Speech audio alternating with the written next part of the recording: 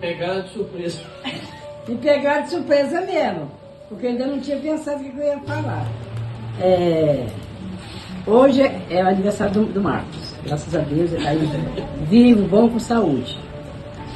Mas tem um porém, que está aí hoje por mim. Ele nasceu de mim e está vivo por mim. Porque quando eu morava em Natividade, eu morava no porão. Aí, aqui era uma areazinha. Nessa área descia pro lado do rio, lá o rio passava lá embaixo. Aí foi até hora de almoço ou janta, não sei, um negócio assim. Aí, né, ele se sentou lá fora para brincar. Aí acho que ele escorregou, não sei, estava chovendo, ele escorregou, não sei. Ele desceu para aquele espinha dele abaixo, mais de uns 3 metros. Havia de ter, 3 metros. Quando eu vi, aí eu olhei assim, quando eu vi ele rolando, eu caí, saí rolando também em cima dele e peguei ele lá dentro do mar. Do rio? Do rio. O lugar mais, parece que é o lugar mais fundo que tinha era ali. Então, pela honra de Deus, pela misericórdia de Deus, ele está aqui com a gente hoje, celebrando seu aniversário. E eu estou muito feliz porque ele está junto de nós. Amém. Uhul! Tio, feliz aniversário! Queria muito estar aí com vocês, podendo celebrar, comer comida gostosa, mas a distância não permitiu dessa vez. Mas quando eu for aí a gente comemora. Mas eu queria só deixar esse videozinho pra dizer que te amo muito. Desejo muita saúde, muita alegria. Acho que tenho uma gratidão enorme por você, por tudo que você fez sempre, por mim, pela família. Achei incrível a ideia de vocês fazerem esse jantarzinho aí, almoço no caso, né? Que pra mim aqui já é hora do jantar. Mas pra poder comemorar e botar todo mundo junto, pra mim é uma alegria enorme ver a família reunida e principalmente pra vovó, né, vó? Ela, imagino que ela esteja muito feliz aí, igual pinto no lixo, não é mesmo? Aproveitando todo o carinho, toda a atenção. E você também, né, tio? Aproveitando comemorar o seu aniversário ao redor das pessoas que te amam, que te querem bem, e isso é incrível, isso não tem preço, não é mesmo? Enfim, te amo muito, desejo muita saúde e espero que aí muitos outros anos venham para que a gente possa comemorar junto, separado, longe, perto, de qualquer maneira. Que o importante é comemorar cada dia, cada ano, porque não é isso, é importante. A gente tem que celebrar enquanto a gente está aqui, enquanto estamos com saúde e é isso. Amo todos vocês. Queria muito estar aí para poder abraçar cada um de vocês. Mas logo estarei chegando. Vou avisar quando eu estiver programando minha próxima viagem. E amo muito vocês, de novo, sempre. Beijo, beijo. Não, orgulho de ser irmão dele, é irmão, como se diz, primogênito, né? E sempre foi, tipo, não sei se meu pai sempre foi paizão nosso, então a gente tem orgulho dele e muito feliz por estar com a gente até hoje aqui. E mais um ano de vida, e espero que você dure muitos e muitos anos ainda. Amém. Tio, meu pai, ele sempre falou pra mim, pra gente, ele tinha muito orgulho de ser o senhor como irmão, de ser o seu mais velho, se eu tirar ele muitas das vezes das roubadas, das práticas que ele fazia lá na atividade. Ele tinha muito orgulho e um porto seguro. Ele sentia que se ele precisasse de alguma coisa que ele não ia conseguir com a gente, porque muitas das vezes, por não querer falar com a minha mãe por ela ser mulher, ou pra mim por ser criança, ele tinha você pra contar. E a gente sempre cresceu sabendo disso, sabendo que ele tinha no senhor um porto seguro, que talvez o vovô não tenha sido em algum momento pra ele. É isso, ele tinha muito orgulho do senhor. Obrigado. Pode encerrar. Eu queria dizer também que eu sou muito grata a Deus por estar completando mais um ano de vida na presença do Senhor. E também tenho muito orgulho de falar que você é meu irmão mais velho, que também sempre cuidou de mim. E eu não vou nem falar das memórias, porque se eu for falar aqui de memórias, eu vou ficar o dia todo aqui falando, né? Do meu irmão.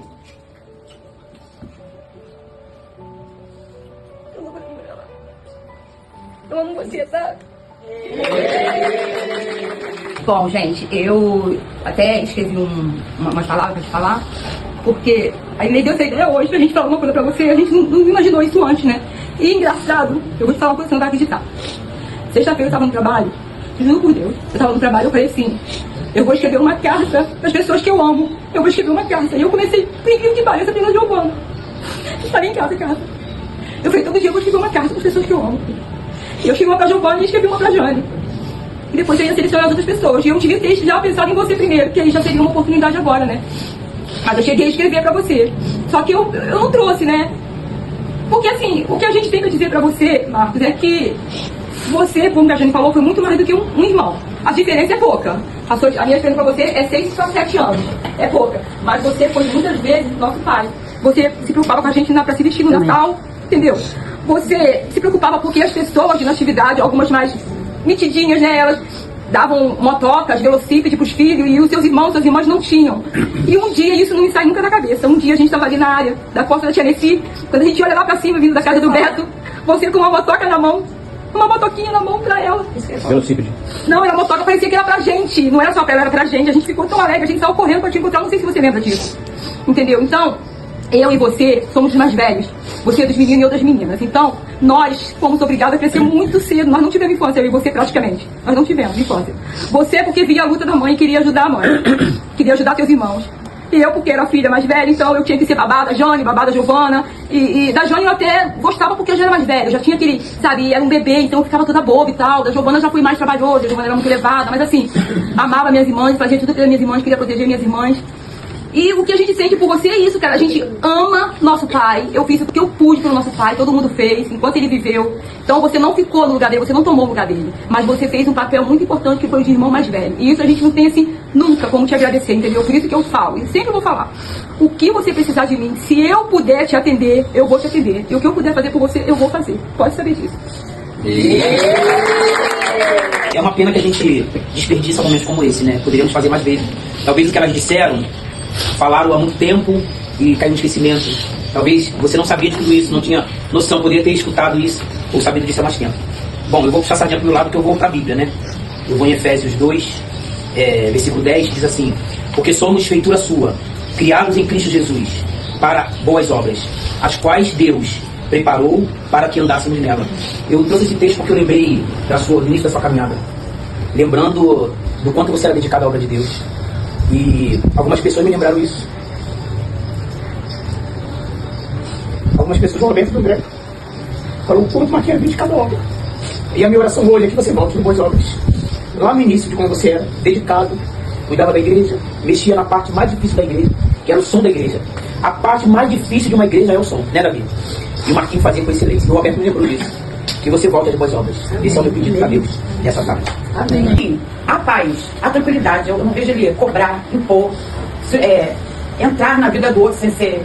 É ele sobre ele. E ele sendo ele só, ele já traz uma tranquilidade. Ah, o Marquinhos, quem não visualizar o Marquinhos sendo Marquinhos? Então essa tranquilidade que ele traz pra gente, ó, eu desejo pra ele de volta, porque às vezes a gente não pode soltar, a gente tem que receber para se fortalecer. Que Deus te abençoe, essa paz, essa tranquilidade. Todo mundo ri quando você. E o Marquinhos rindo? E o Marquinhos falou, todo mundo para ouvir, porque ele quase não abre a boca no meio da roda. Quando ele abre, todo mundo para. Então, com isso também o respeito ao homem que você é, chefe de família. Te desejo melhor, como o Santo falou. Acho que você já tem uma estrada pela metade percorrida. Sair nunca vale a pena, mas no meio você já sabe qual é o caminho. O que todo mundo fala que realmente, nesse pouco tempo que eu tô aqui, poucas vezes que eu te vejo, que é verdade, que você é esse homem, pai de família real, que tá sempre metendo a cara por todo mundo. E é isso, muitas felicidades e continue sendo esse homem bom que você é. Quero agradecer pela filha do senhor. Isso. Brincadeira. A Vitória conta muito de como o senhor fez o papel de pai para os irmãos do senhor. Isso é uma coisa que eu admiro bastante. Uma pessoa muito forte, corajoso, responsável. Eu vejo também muito carinho que o senhor tem por elas, que o senhor demonstra, que o senhor faz questão de estar presente. E isso é um espelho para mim. Eu espero me tornar como o senhor é. Parabéns. Meu tio é uma pessoa excelente, maravilhosa. Como a Letícia me lembrou, uns tempos atrás, quando eu era mais novo, meu tio me levava para a igreja lá na freguesia. Eu lembro disso, sou grato disso a Deus. Foi o meu momento mais feliz que já tive na minha vida dentro da igreja. Foi lá com o tio, tia Inês, olha, me levava para aquela igreja. Eu era muito feliz lá. Felizmente, acabei saindo, mas tive que pensar em todas as coisas. Eu sou muito grato por isso, tio. O senhor é maravilhoso. Continua sendo assim. Prego também, mas tinha um momento que me marcou muito, eu tenho que dizer, é que numa época que eu tava. Ai, gente, eu não vou chorar. Chora! Uma época que eu tava indo muito na igreja com uma medinha com vocês, tava caindo uma chuva absurda. Eu não sei explicar o que era, eu tava tudo alagado. E o meu tio saiu lá da casinha dele, sem o carro, foi me buscar, foi de, se não me engano, foi de trem, alguma coisa assim, foi me buscar debaixo da chuva com um guarda-chuva só, foi e me levou só pra ele poder me levar na igreja. E esse momento me marcou muito porque, assim, é muito bom quando alguém faz uma coisa, tipo, se move tanto pra fazer uma coisa por você. E naquele momento, ele só queria me levar pra igreja, sabe, pra ter esse momento. E eu acho que isso foi muito, muito especial pra mim. Eu não esqueço, eu sempre comento com a minha mãe, quando a gente lembra desse momento, assim. E tem vários outros momentos dessa época que eu ia bastante pra casa de vocês. que você sempre tava lá, você sempre tava, tipo, até na igreja, passava o olho, a presença tava sempre lá, sabe? E eu acho que isso é o que mais me marcou. Que o meu tio, apesar de ser uma pessoa mais calma, mais quieta, ele tá lá. Ele sempre faz questão de manter a presença dele. E eu fico muito feliz dessa presença, da sua presença, sabe? E é isso. Bom, o Marquinho, ele é uma pessoa muito mais importante pra mim, né? Como a tia Simone falou, ele tem esse jeito dele, caladão. Cada um tem seu jeito aqui, todos os jeitos, todas as características são muito importantes pra completar a nossa família.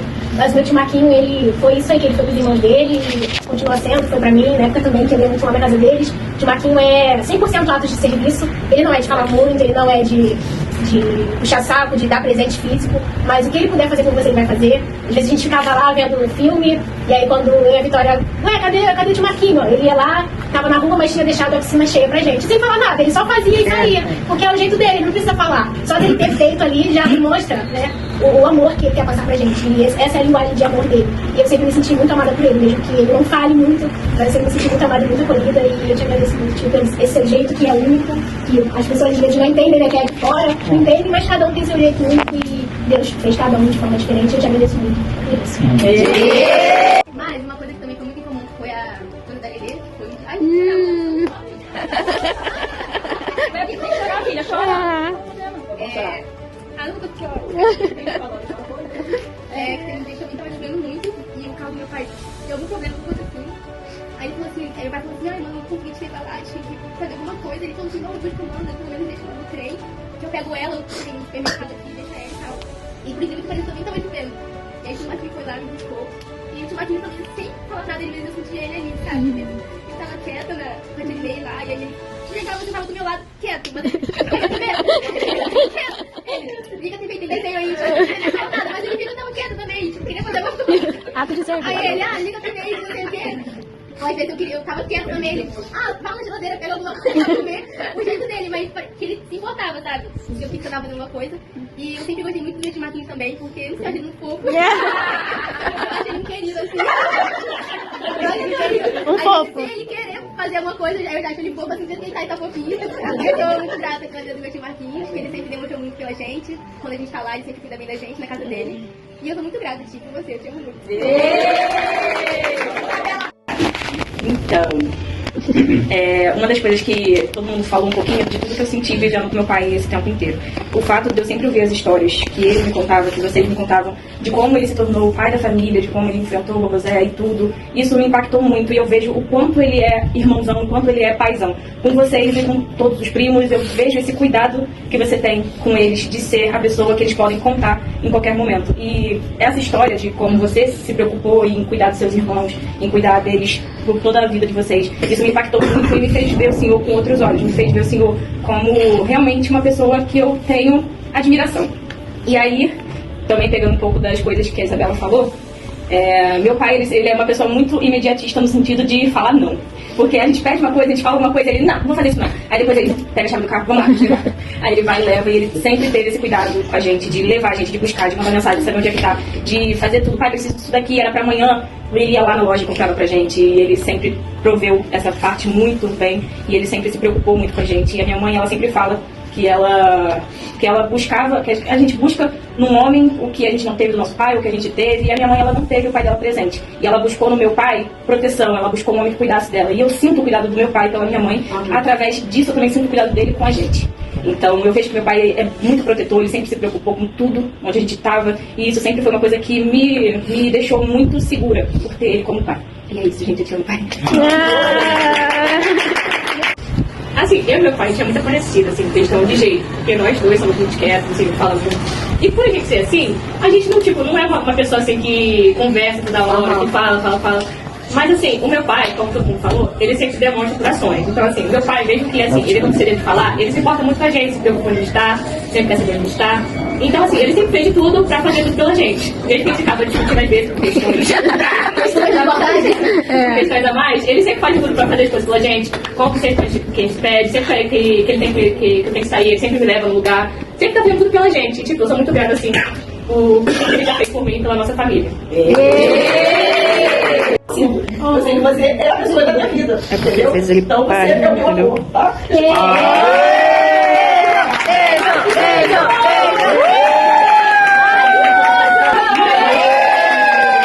agradecer por esse dia. E eu acho que surpresa e envolvimento igual a esse do meu aniversário só teve um que eu não esqueci nunca, que foi na Travessa Virgínia, que eu cheguei no trabalho, cheguei lá, tudo escuro, quando eu cheguei desde casa, e todo mundo acenderam a luz surpresa, um bolo lá e batendo palma pra mim. Não lembro quem teve essa ideia na época, não lembro quem teve, mas foi só aquela vez. E agora é essa aí. Tem coisas aí que vocês falaram, a maioria das coisas que vocês falaram realmente me deixou surpresa. Principalmente o Pedro, as coisas que ele falou. Porque emoção.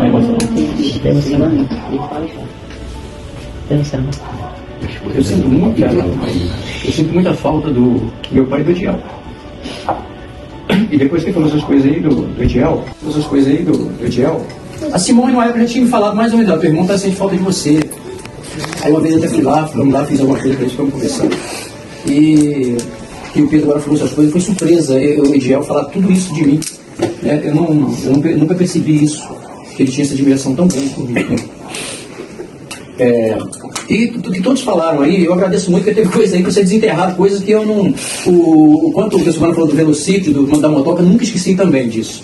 Agora, eu nunca esqueci, sabe, disso. Eu lembro que eu comprei, foi com a Rosângela, nossa prima, para me ajudou a escolher, e eu levei nesse dia.